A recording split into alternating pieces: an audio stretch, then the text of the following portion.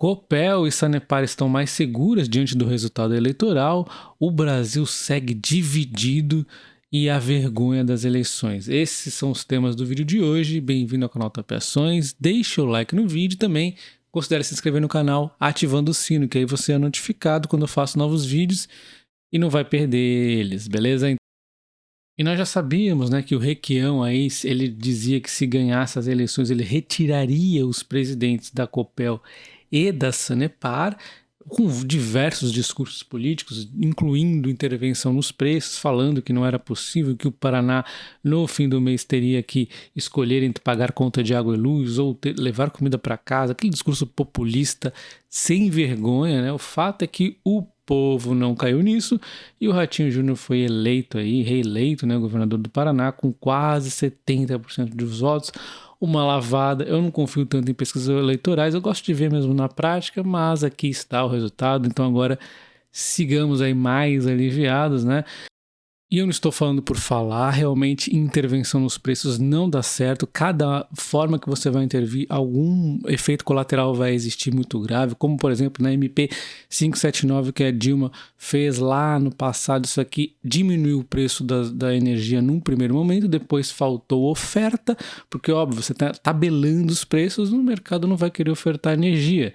E aí a consequência foi energia mais cara, então voltou tudo e voltou muito pior, e nesse meio termo Eletrobras e outras empresas foram prejudicadas. Então não dá certo fazer intervenção de preço. No caso de distribuição de energia, como ela é obrigada ali, não é ela que fornece, que gera energia, né? Então ela só distribui, né? A energia continuar existindo, ela não ia ter o controle do preço.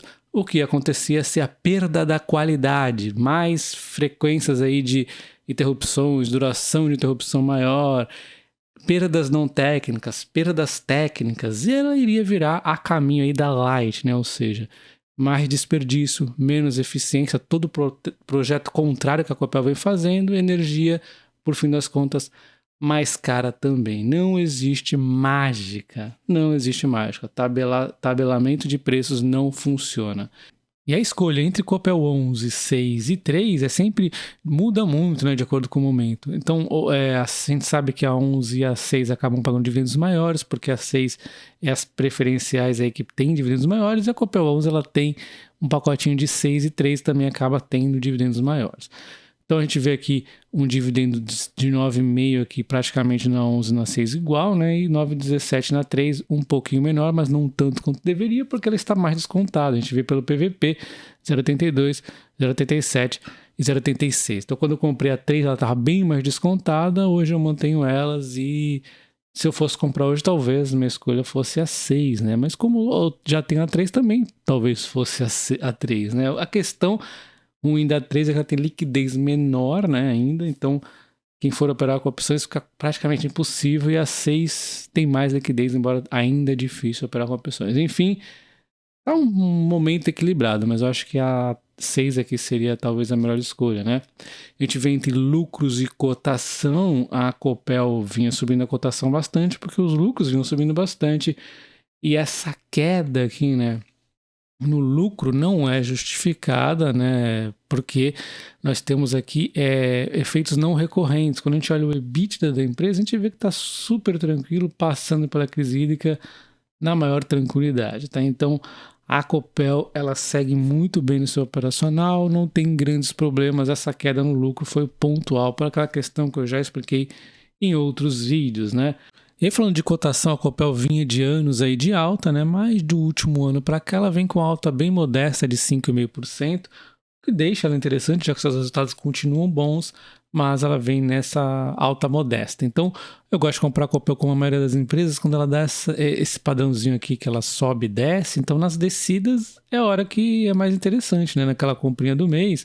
Então quais são os pontos que eu gosto aqui, por exemplo? Esse 6,75, ela bate inúmeras vezes aqui, tá? Então dá para manter mais ou menos um padrão de várias vezes bater aqui. Às vezes ela vem mais embaixo, no 6,60, mas já é mais raro, mas ela bateu algumas vezes aqui, tá?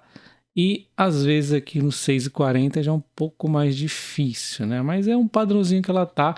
Então a gente evita quando ela vem aqui para cima, 7,75, né? Porque ela tá nesse padrãozinho aí, agora sem política interferindo mais seriamente, então já deixa um caminho mais livre, mais tranquilo aí, né? CPLE 3 também é um padrão um pouquinho mais difícil, né? Porque ela tem menos liquidez, mas também a gente pode ver aqui um 6,20 arredondando, um 6,40 e aqui mais difícil, né? Seria um 5,70, mas fica mais aqui no 6,20, 6,40, né? Falando de Sanepar, ela também vem, aqui é mais nítido, né? Um aumento no lucro infinito, né? E essa queda toda por mais medo do que não ser outra coisa, porque não tem grandes problemas. A crise hídrica foi embora, a empresa vem investindo na eficiência também, ela vem até na energia investindo. Eu já falei, todos os pontos ruins do resultado foram muito não recorrentes. Tá um case aí muito bom pela frente, tem a reunião da Agepar no ano que vem, e essa questão política ajuda bastante, porque a Agepar já é problemática, com um político ruim, ficaria ainda mais difícil. Para a Sanepar, então, dá mais confiança para a gente, tá? Entre Sanepar 11, 4 e 3, um PL aqui, ó, bem similar das três, mais ou menos como a Copel, né? Com a 3 um pouquinho mais barata, a gente pode ver pelo PVP também, né? Mas acaba vendo aqui um dividendo um pouquinho maior na 4 e na 11 mesmo. No caso, eu tenho aqui, em algum momento a 4 estava mais barata, tenho a 4 também, mas eu venho focando muito mais na 11, onde a gente pode operar aí com opções, eu gosto mais, tá? E aí a 11 seria a minha escolha, tá? Mas não é recomendação, lembre-se disso. E quando a gente vê o último um ano, ela tá aqui com menos 13%, mas ela vem num zigue-zague, né? Sobe, desce, sobe, desce. Eu tinha traçado aqui esse 18 e 20 como excelente, ela bateu em número, às vezes apenas uma vez abaixo e vinha nesse padrão aqui, né? E aí, de repente, ela veio e buscou um 17,10 e ficou batendo algumas vezes aqui, o que me diz, né, que é um valor extraordinário para estar comprando Sanepar. Não estou recomendando compra de forma alguma. Ela está hoje a 17,10. No meu entender, tá de graça Sanepar, né? Assim, ainda mais agora sem político aí incomodando. E quando a gente olha essa PR4, é o mesmo padrão, né? Sobes e desces, e aí ela até bateu esse 6 aqui, ó. Este 6,50 ela bateu mais vezes, né? Era um padrãozinho interessante.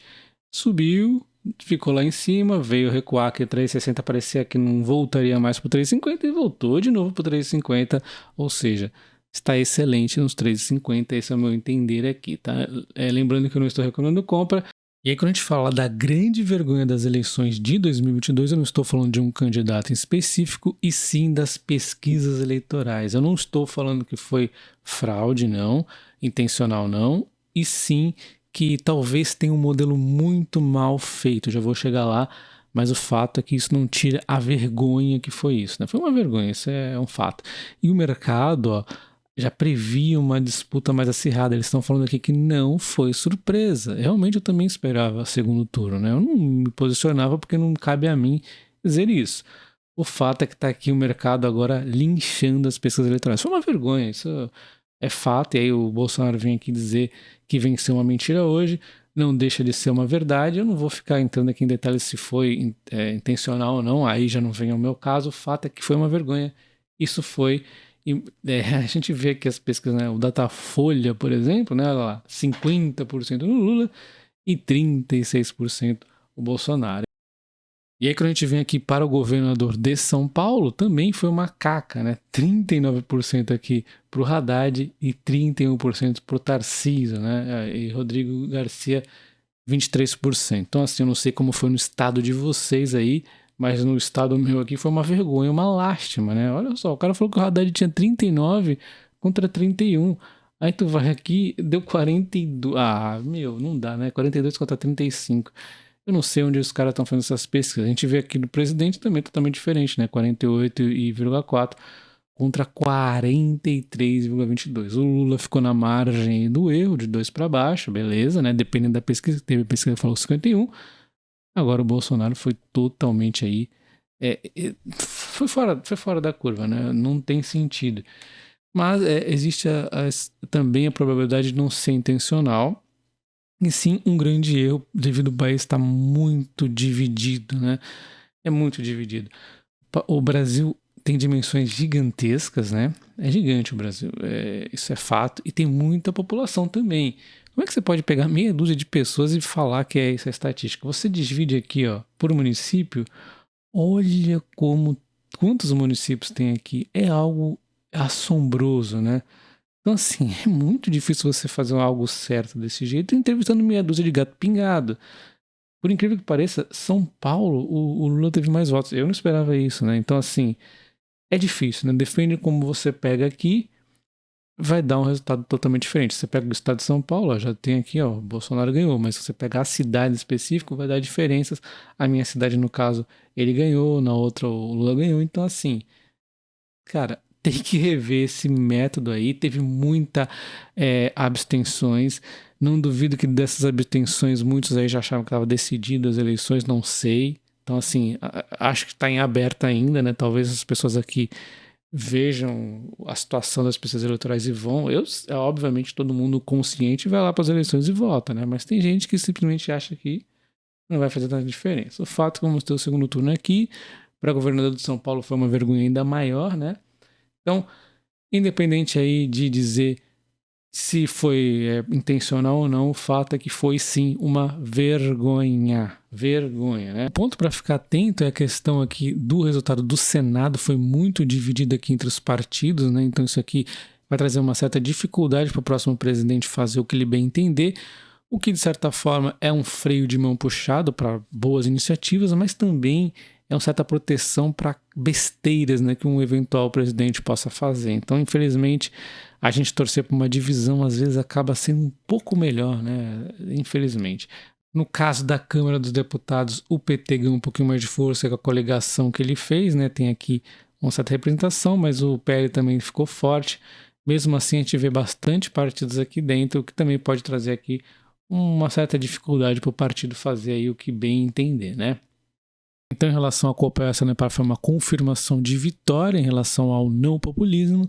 Em relação à presidência, vou ser obrigado a escolher aquele que não queria, mas é o que vai ter menos intervenção nas minhas empresas e que intervenções nunca são boas para a economia do país também.